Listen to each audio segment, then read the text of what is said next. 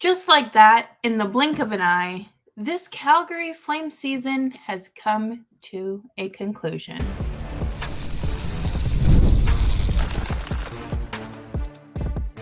You're Locked On Flames, your daily podcast on the Calgary Flames. Part of the Locked On Podcast Network, your team every day. Hello, everybody, and welcome to today's episode of Locked On Flames. As always, I am your host, Jess Belmosto, and thank you so much for hanging out with me today. Today's episode is brought to you by Monopoly Go. I admit I have a competitive side, and it is a big fan of Monopoly Go, the mobile hit twist on a classic Monopoly. So join your friends and download Monopoly Go now on the free App Store or Google Play. Today we are going to discuss the end of another Flame season, as well as dissect some quotes from the exit interviews and the baby Flames. It is their time to shine as they wrap up their season and head to the playoffs. But before we get into any of that, make sure you're subscribed to Locked On Flames wherever you get your podcasts, as well as YouTube. We are here for you Monday through Friday, 5 days a week, your team every day. It really is over.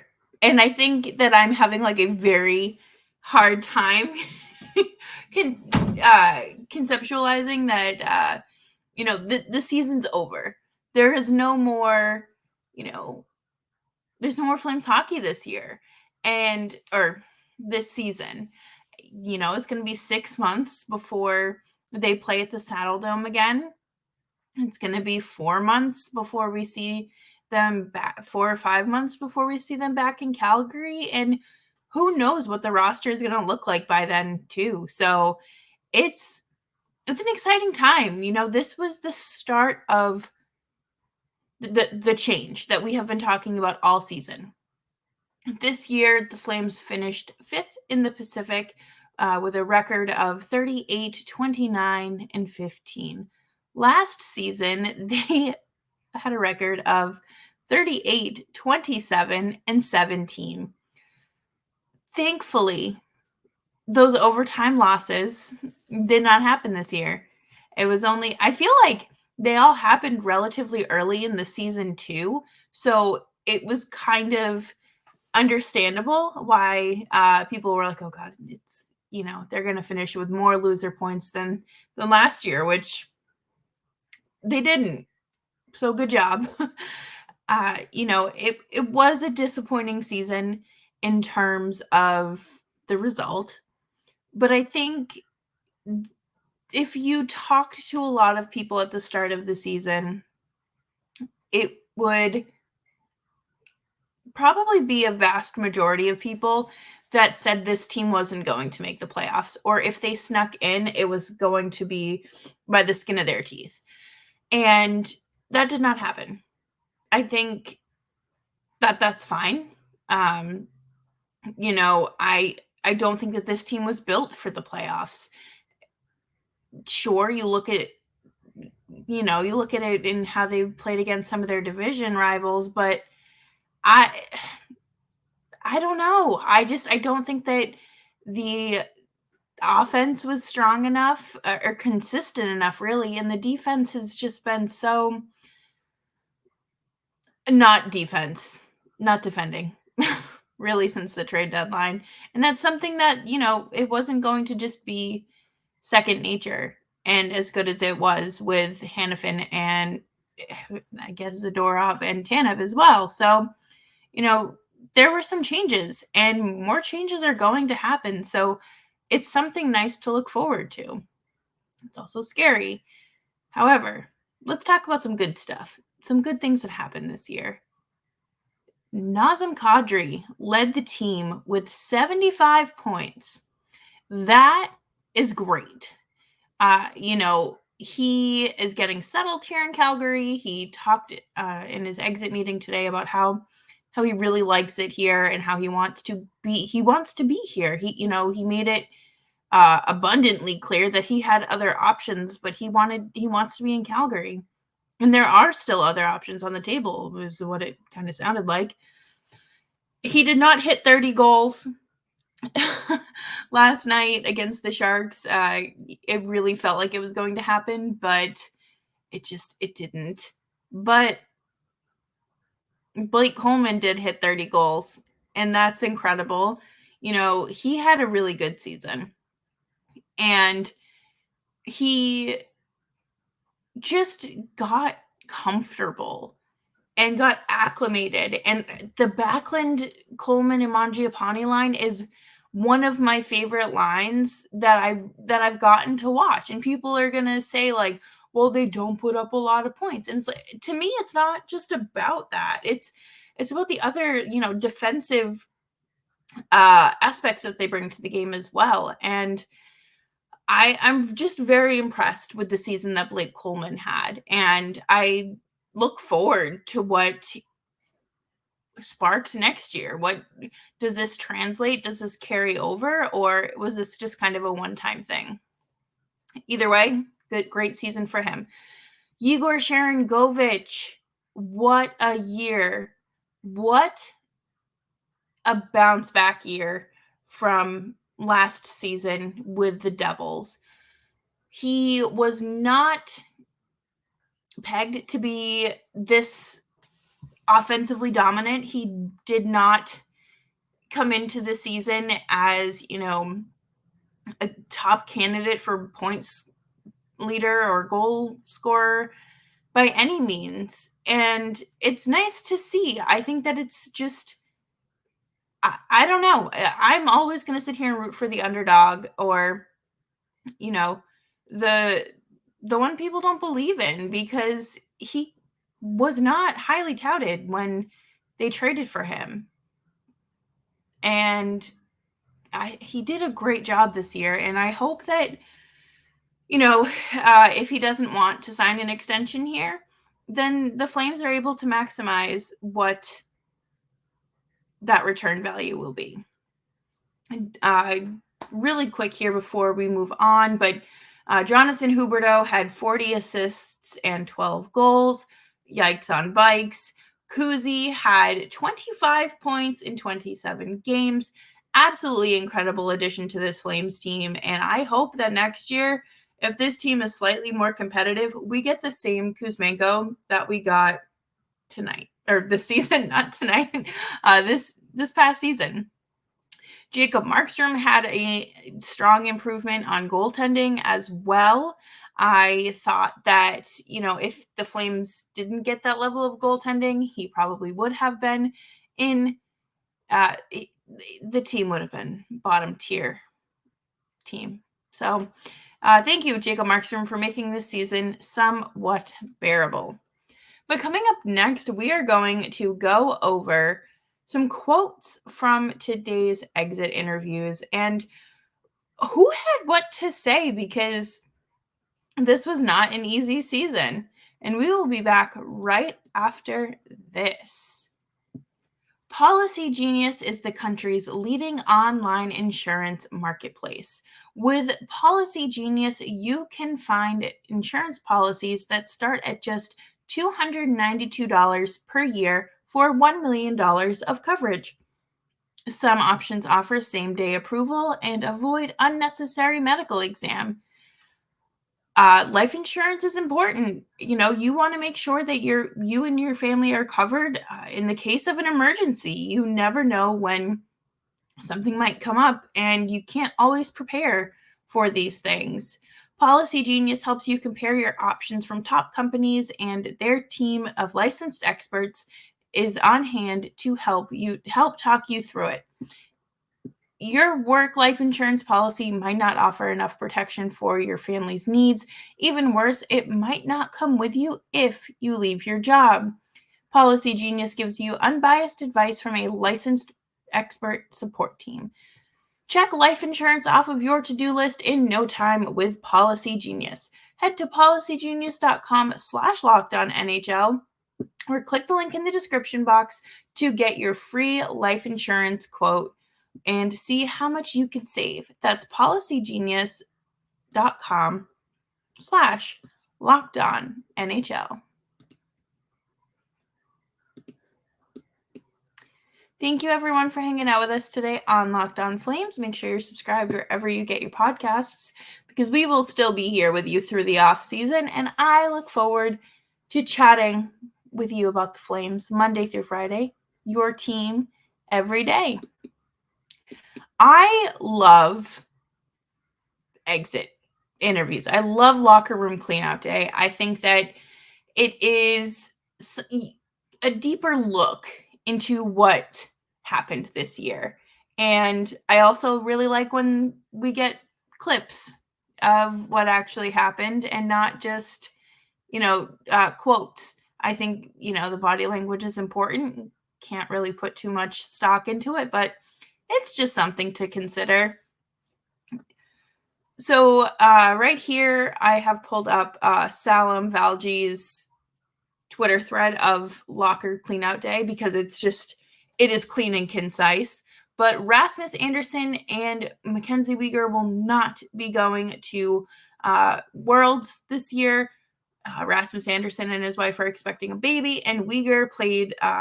He's got to deal with a little injury. He's got dinged up along the way. And Rasmus Andersson said he played through a foot injury near the end of the season. He felt like he lost his rhythm after the All-Star break. I think a lot of people would probably agree in saying this wasn't a very strong season for Rasmus Andersson, and that's that. It stinks, but it's a reality. You can't go back and fix it now. You can only get better. Jacob Markstrom didn't go into details about how close he was to becoming a Devil, but said he addressed the team after Tanev got dealt, and there were reports of his own future here. He was also understandably non-committal about his future here. Markstrom's whole media chat was quite the exercise in reading between the lines. He was pretty open, though, about how trade speculation took a toll on him.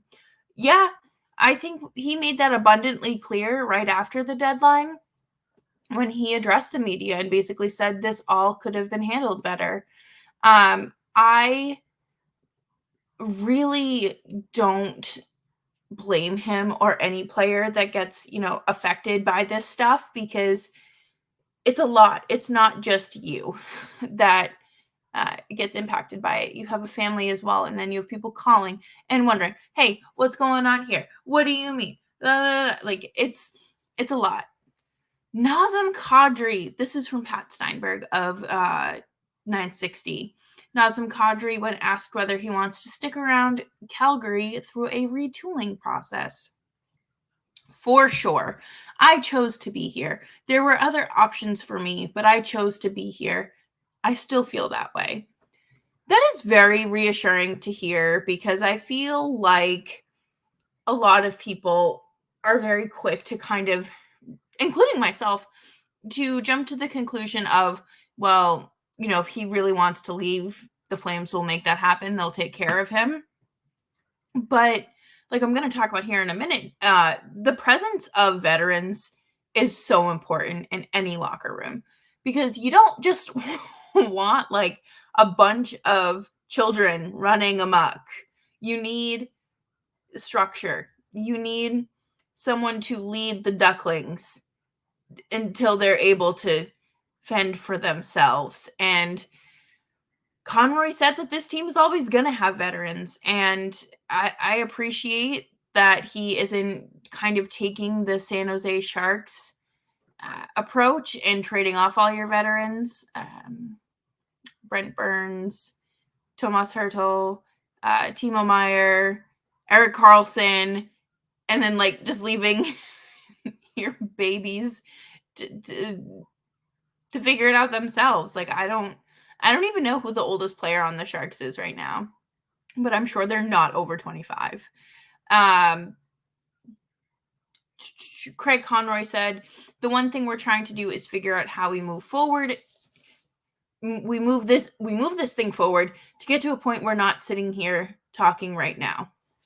Hey, that's a fair expectation, a fair goal. I think that, they're going to have to do a lot more than just coast. It's going to have to get hard, but if they do this right, it will be good. And regardless, it's going to be worth the wait.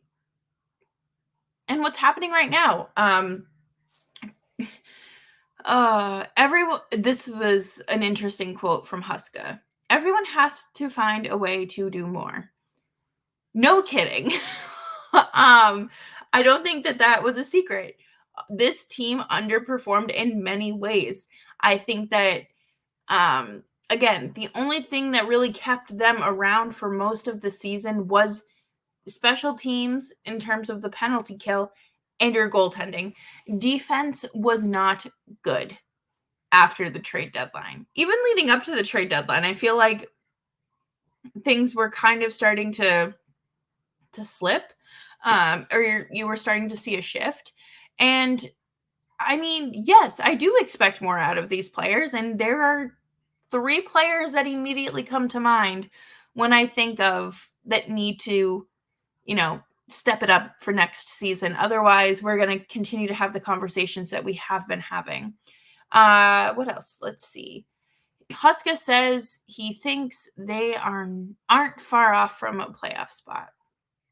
That being close to a playoff spot and being competitive or a true playoff team are very different things, because you look at teams that have snuck in to the playoffs or have just kind of coasted. Like, I would say the Eastern Conference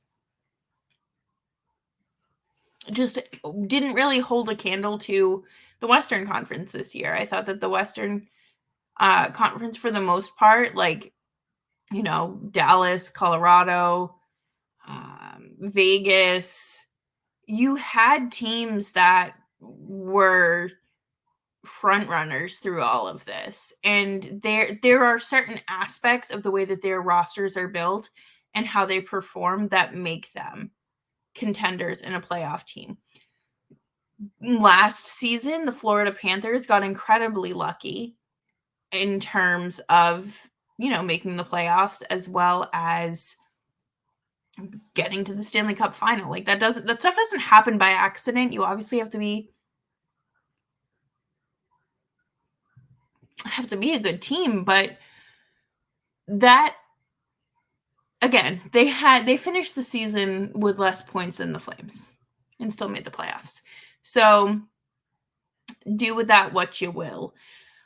I don't necessarily see this team making a true playoff run for at least another 2 to 3 years.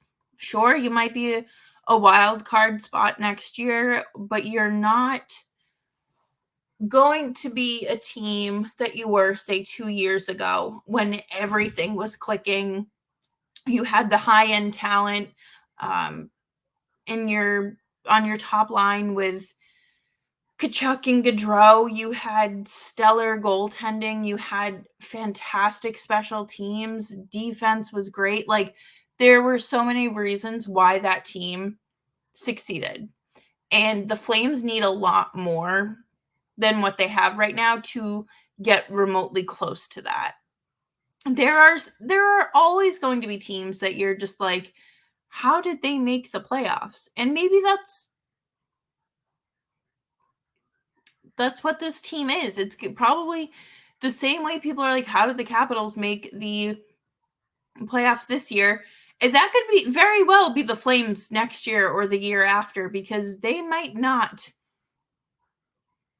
have on paper, it might not look like a playoff team.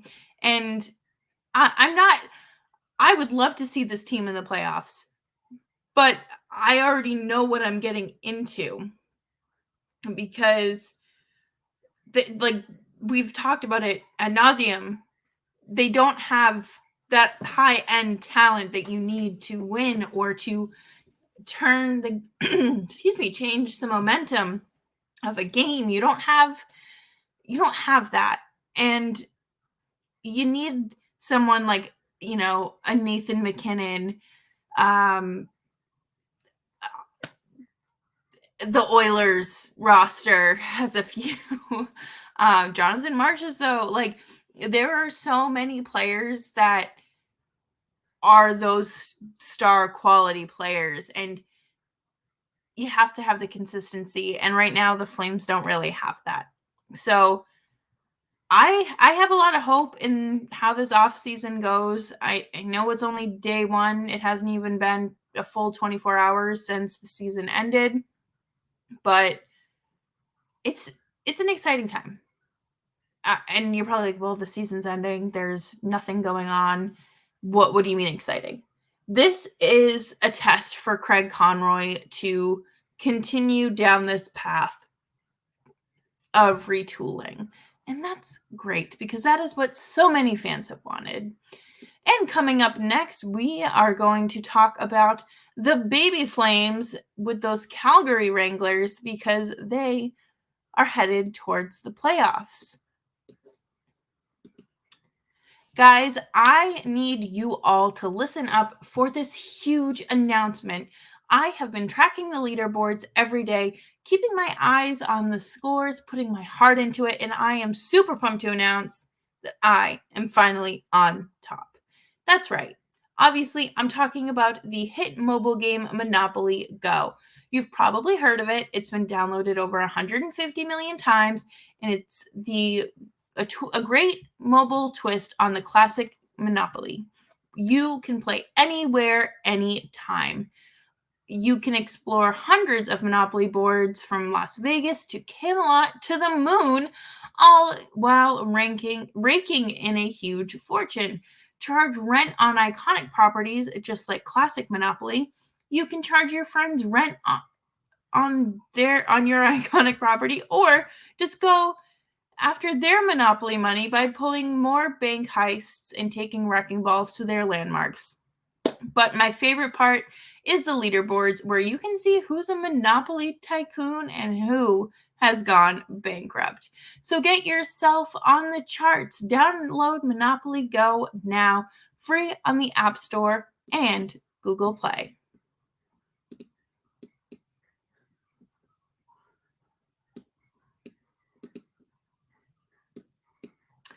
Thanks, everyone, for hanging out with me today on Locked On Flames. You can follow me on Twitter at JessBelmosto as I carry you through the Calgary Wranglers postseason. I will be writing about the Wranglers and their playoff journey for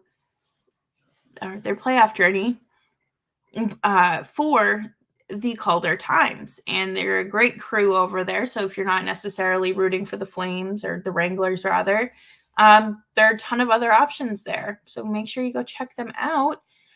Tonight is the night where Sam Honzik makes his pro hockey debut.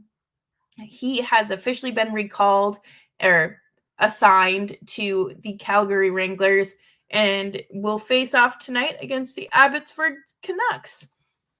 You have to be excited about this. I understand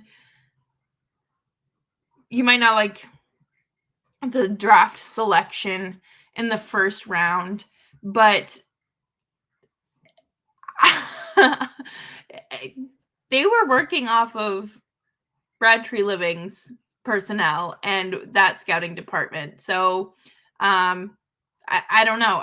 They went in with a very different vision than they have right now. So I think that this is incredibly unfair to be bashing him.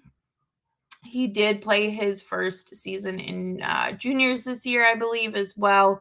And he was dinged up. He missed a chunk of time due to an injury and eventually started performing. He's not a bad kid. He needs to bulk up a little bit. He likes playing on the wings, but he's played center as well. So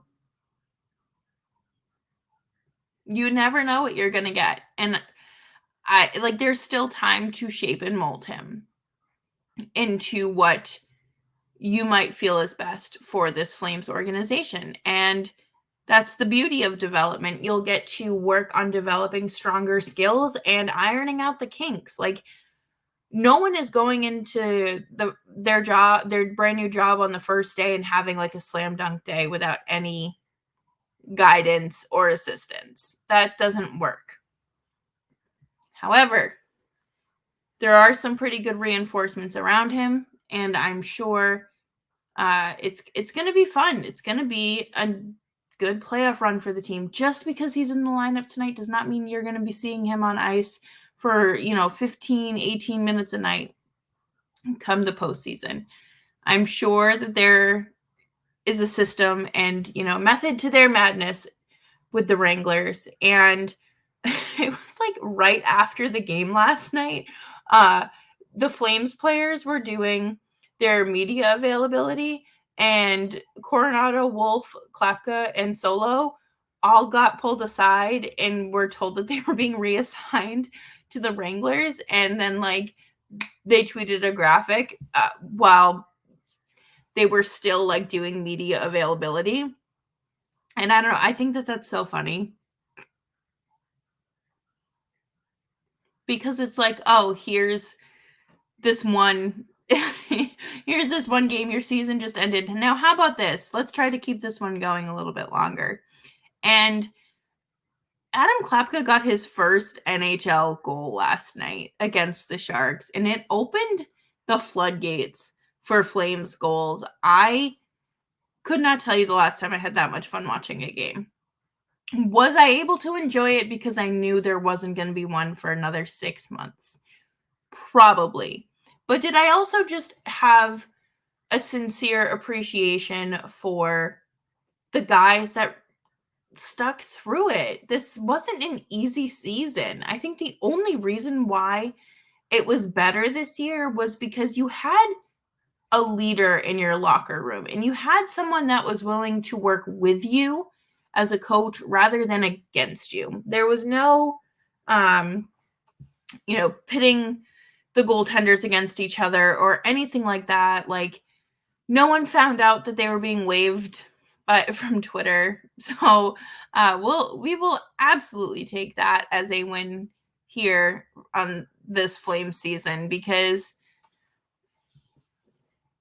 the small victories start to add up.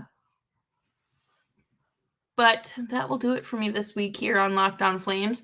Make sure you're subscribed wherever you get your podcasts, because I will be here with you Monday through Friday, 5 days a week, your team every day. And you can follow me on Twitter at JessBelmosto. But until Monday, stay safe, stay warm, stay dry, stay hydrated, be kind, and I will see you Monday.